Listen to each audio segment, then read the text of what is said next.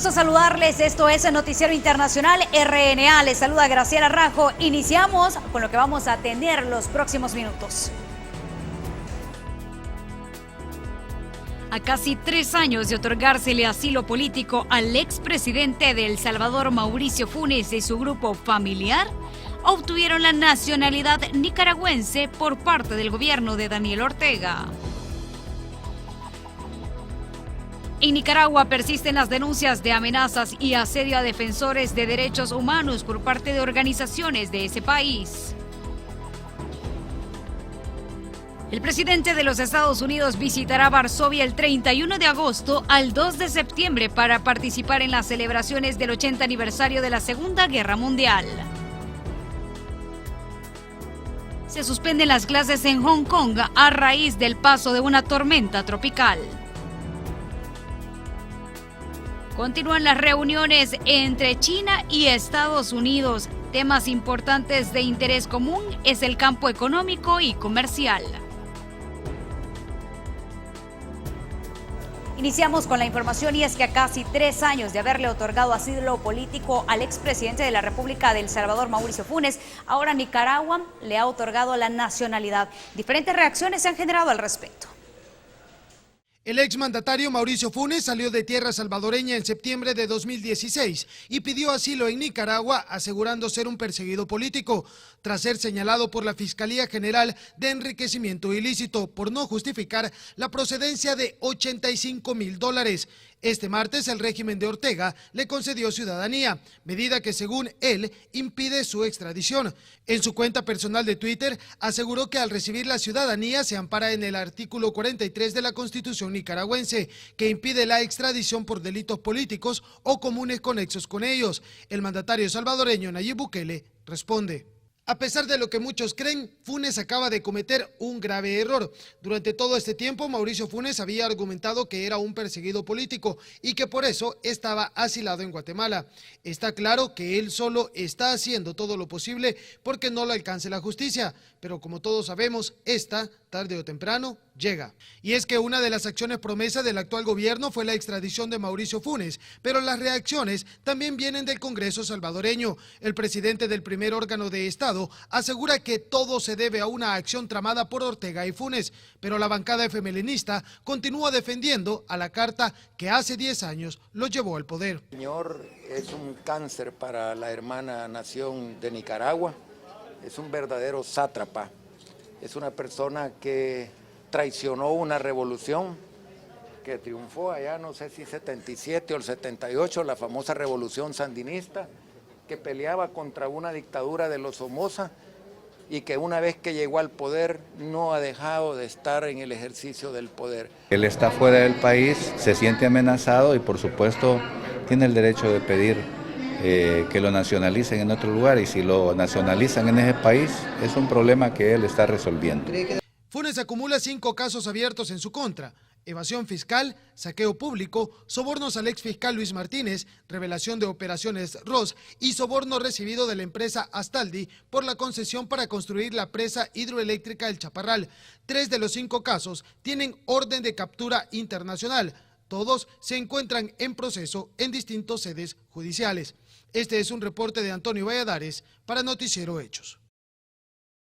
Y ahora vamos hasta los Estados Unidos, donde continúa el análisis de un estudio para otorgar TPS a los venezolanos. Parece que la situación ha sufrido un revés.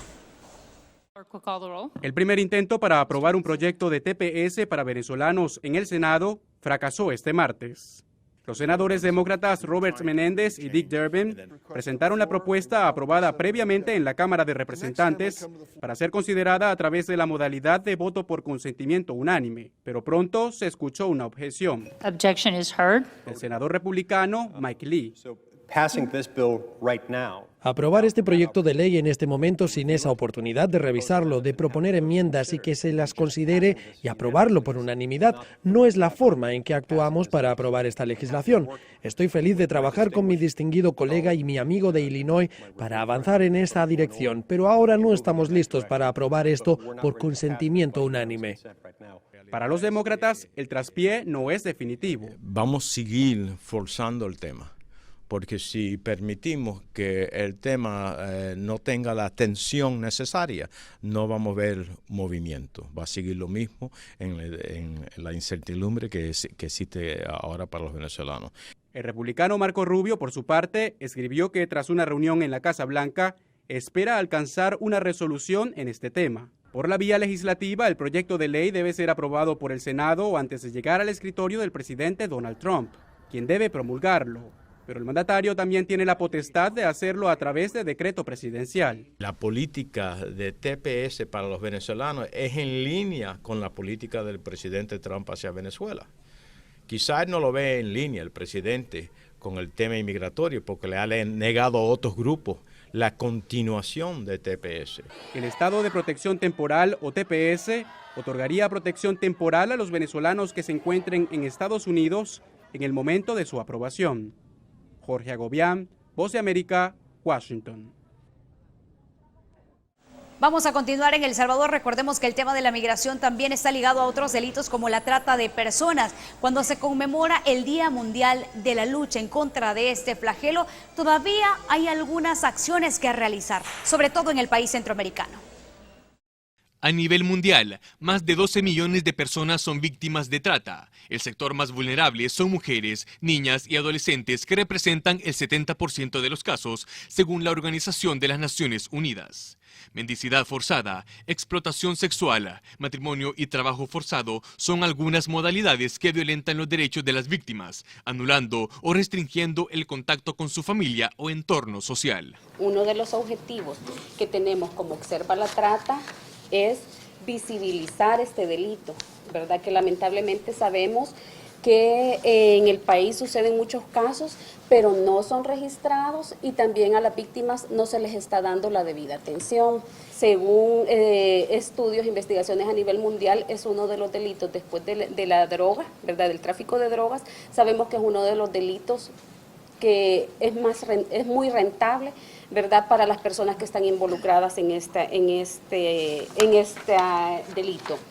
El Salvador no es ajeno a este flagelo y en el marco del Día Mundial contra la Trata de Personas, organizaciones de la sociedad civil sostienen que la ley que regula esta problemática tiene muchos vacíos. Del 2014 al 2018, la Policía Nacional Civil reporta 211 casos. Solamente 10 han sido judicializados sin llegar a una condena. Siempre hay una situación por la cual estas personas salen libres.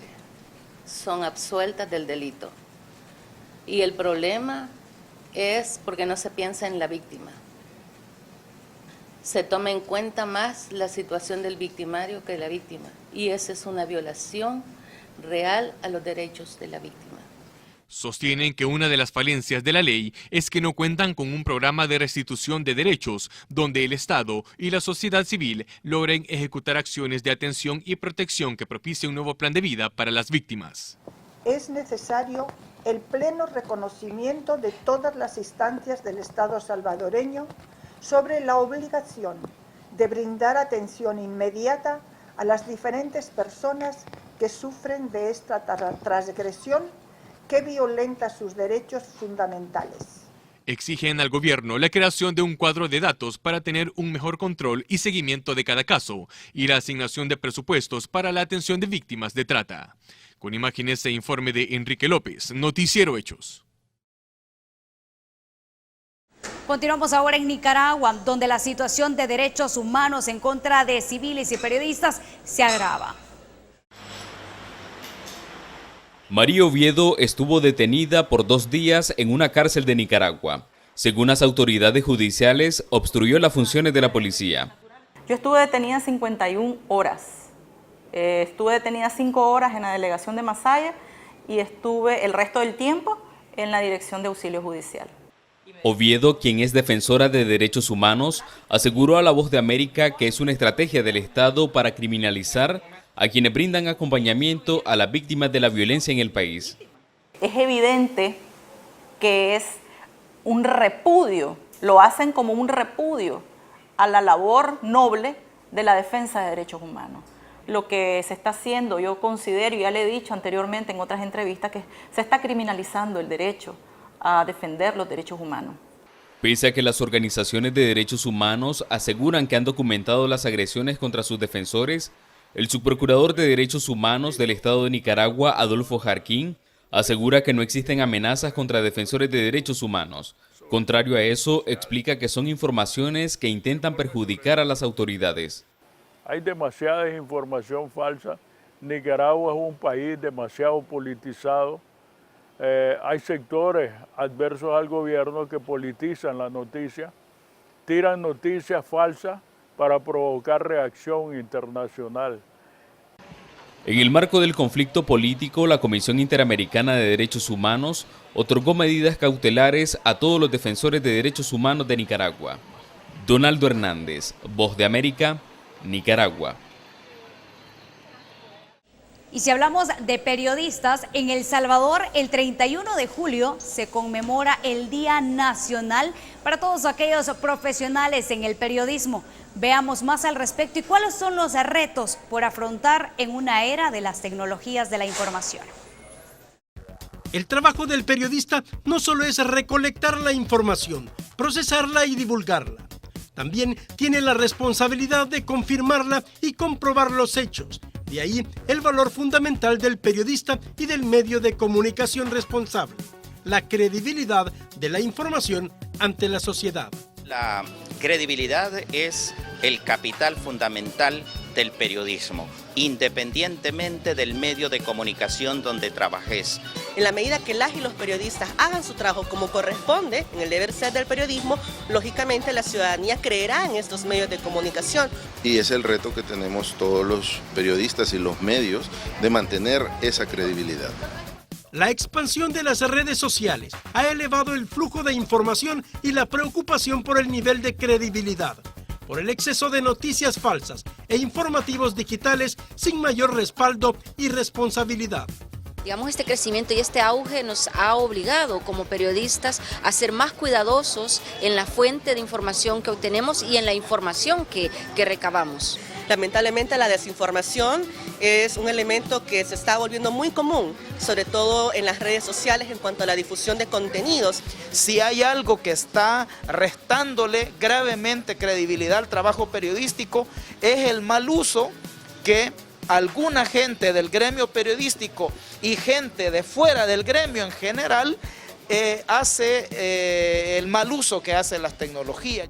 Las noticias confirmadas, con fuentes creíbles y el rigor profesional para su divulgación son elementos básicos para garantizar la credibilidad y confianza del periodista y del medio a la sociedad. La verdad que todos tenemos la capacidad de decidir cómo informarnos. Si se quiere vivir en un mundo de rumores o de cosas que no necesariamente sean ciertas, pues se vive ahí. De lo contrario, uno se informa siempre en los medios ya conocidos y con una trayectoria pues que por años se ha venido construyendo.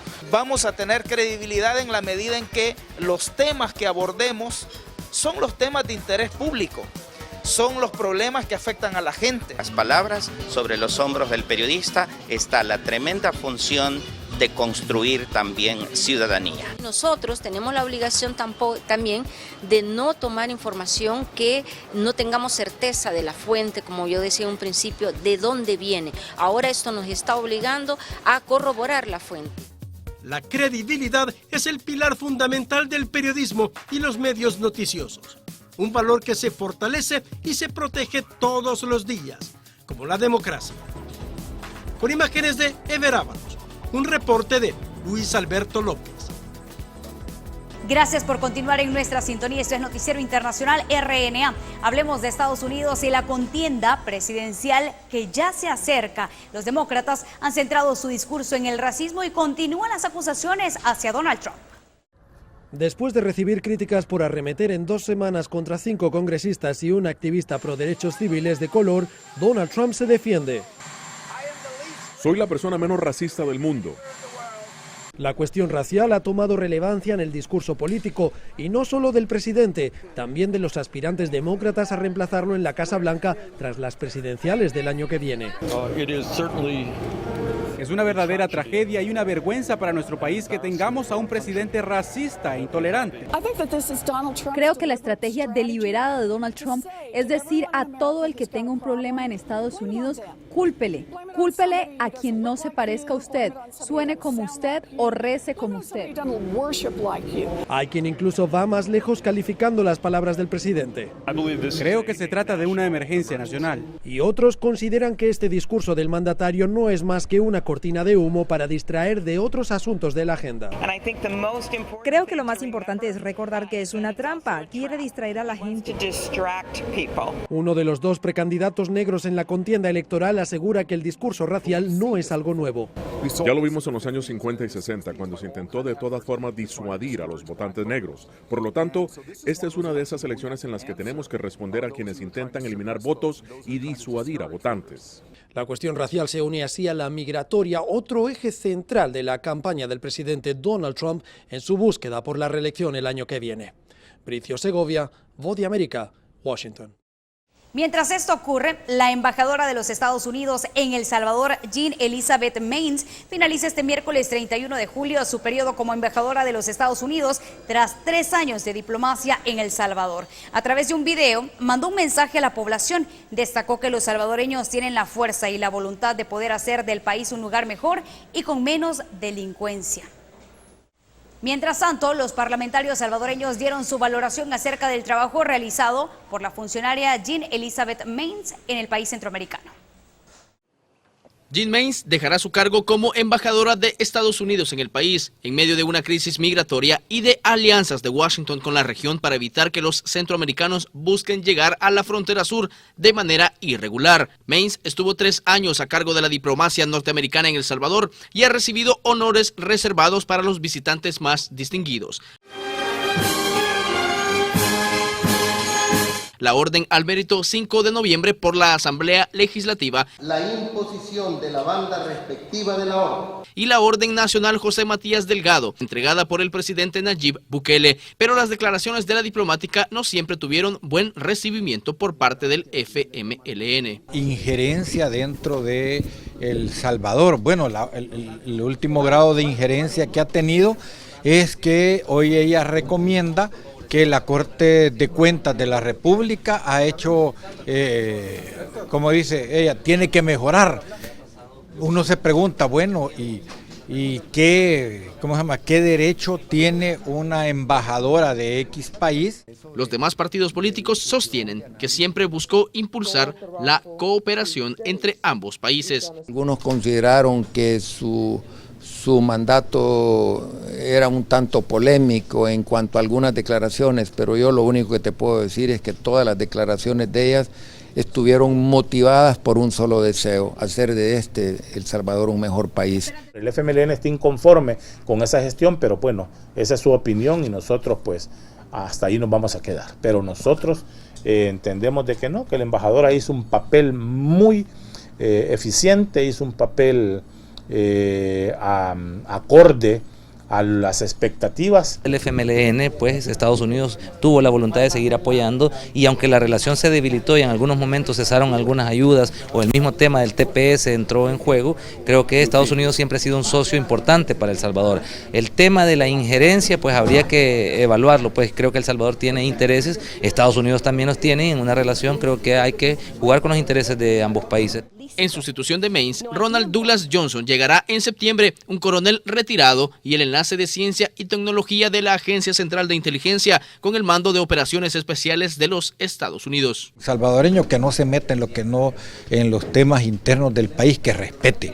Ahora, si el presidente quiere ser dirigido, ese es su problema. Recibirlo, conocer cuál va a ser su interés por los grandes temas del país. Pero esperamos eso, tener ese lazo de comunicación muy eficiente, muy efectivo y esa buena relación. El mismo tema de frenar la migración masiva de salvadoreños hacia Estados Unidos hace que el embajador tenga que establecer esos vínculos que lleven a que la cooperación de Estados Unidos realmente genere frutos. ¿Qué quiere decir esto? Bueno, que se combata la corrupción, que se combata la inseguridad en el país y que se generen oportunidades Después de su misión diplomática en el país, Maines asumirá como subcomandante del Comando Sur en Miami, Florida, por un periodo de 2 años. Con imágenes de Ricardo Tovar, Inmar Batres, Noticiero Hechos. Hablemos de las actividades que tiene preparadas el presidente de los Estados Unidos para los próximos días, y es que su visita a Varsovia se acerca. El presidente de los Estados Unidos, Donald Trump, visitará Varsovia del 31 al 2 de septiembre para participar en las celebraciones del 80 aniversario de la Segunda Guerra Mundial. Así lo informó la oficina del presidente de Polonia. Sería la segunda visita de Trump a Polonia desde julio de 2017. Bajo un gobierno de derecha, Polonia se encuentra entre los socios más cercanos de Washington en Europa, con una cooperación centrada en la defensa y la seguridad energética. Trump dijo que estaba esperando la visita y agregó que le gustaba a la gente y que tenía una muy buena relación con Polonia. Participará en ceremonias en Varsovia que cumplen 80 años desde que las tropas nazis alemanas invadieron Polonia el 1 de septiembre de 1939, comenzando la guerra. Este es un informe de Kelly Abrego para la RNA. Gracias por estar con nosotros. Ahora hablemos del mal tiempo que azota Hong Kong, donde las clases habrían sido suspendidas en las últimas horas. Veamos cómo se encuentra el panorama hasta este momento. Las clases en Hong Kong fueron canceladas y se aconsejó a los trabajadores que regresen a casa temprano cuando la tormenta tropical Wipa barrió el sur de la ciudad, trayendo fuertes lluvias y vientos de hasta 95 kilómetros por hora en algunas áreas. El Observatorio de Hong Kong emitió una señal de advertencia de ciclón tropical número 8 en una escala de 10 a primera hora, cuando los vientos se fortalecieron. Anteriormente, el observatorio aconsejó a los miembros del público con viajes largos o difíciles o que viven en las islas periféricas que comiencen sus viajes de inmediato. Dijo que se estaban haciendo arreglos para que los trabajadores del gobierno en el centro financiero asiático regresen temprano. El centro de Wipa estaba pasando unos 300 kilómetros al suroeste de Hong Kong. Se pronostican lluvias en la provincia de la isla de Hanai y otras partes del sureste de China antes de dirigirse a Vietnam y Laos. Este es un informe de Kelly Abrego para la RNA. Continuamos con más información, y es que las conversaciones entre Estados Unidos y China continúan viento en popa. Hablemos de los temas que se han tratado en esta 12ª reunión. La 12ª ronda de consultas económicas y comerciales de alto nivel entre China y Estados Unidos concluyó en Shanghái el miércoles. Las dos partes llevaron a cabo intercambios profundos, eficientes y constructivos sobre temas importantes de interés común en el campo económico y comercial, de acuerdo con el importante consenso alcanzado por los dos jefes de Estado durante la cumbre del G20 en Osaka. Las dos partes también discutieron el aumento de las compras de productos agrícolas de China a los Estados Unidos en función de las necesidades internas y la disposición de los Estados Unidos de crear condiciones favorables para tales compras. La próxima ronda de consultas se llevará a cabo en el país norteamericano en septiembre. Este es un informe de Kelly Abrego para la RNA. Mientras tanto, el secretario general de la OTAN ha situado toda su atención en el Golfo Pérsico. El secretario general de la OTAN, Jens Stoltenberg, dijo el miércoles que no se ha solicitado una misión de la OTAN en el Golfo Pérsico. Al hablar en la conferencia de prensa después de reunirse con la ministra de Defensa alemana, Stoltenberg agregó que la libertad de navegación en el Golfo era de gran importancia para todos los aliados de la OTAN. Mientras tanto, Krafft-Karrenberg confirmó que Estados Unidos había proporcionado detalles sobre su concepto para asegurar el tráfico marítimo en la región del Golfo Pérsico y solicitó contribuciones. Agregó que Alemania está en estrecha consulta con Gran Bretaña y Francia y que pronto se tomará una decisión sobre las solicitudes de Estados Unidos. El ministro de Defensa alemán hizo un llamamiento a Rusia y los aliados de la OTAN continúan cumpliendo con el trabajo nuclear de la era de la Guerra Fría pocos días antes que expire. Rusia tiene hasta el viernes para destruir los nuevos misiles. Este es un informe de Kelly Abrego para la RNA. Y tenemos más noticias de carácter internacional que compartir con usted en el siguiente resumen.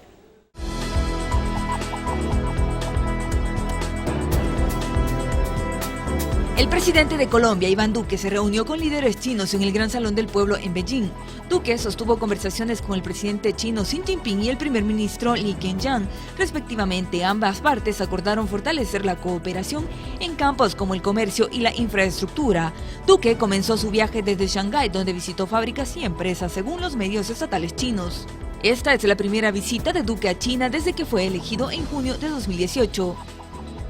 Partes del Reino Unido se han visto afectadas por inundaciones repentinas, ya que la ola de calor de la semana pasada ha dado paso a fuertes lluvias. Las aldeas en los valles de Yorkshire vieron el agua fluir por las calles mientras la gente usaba sacos de arena para tratar de proteger sus hogares.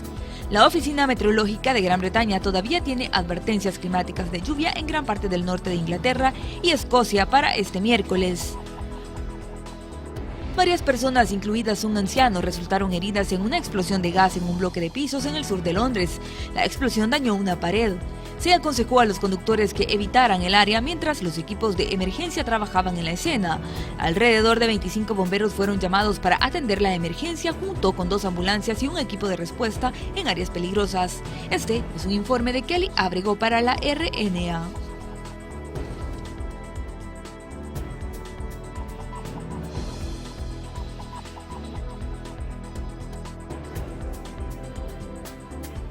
Así finalizamos. Esto fue Noticiero Internacional RNA. Agradeciendo a todos por su preferencia. Nos vemos en una próxima ocasión.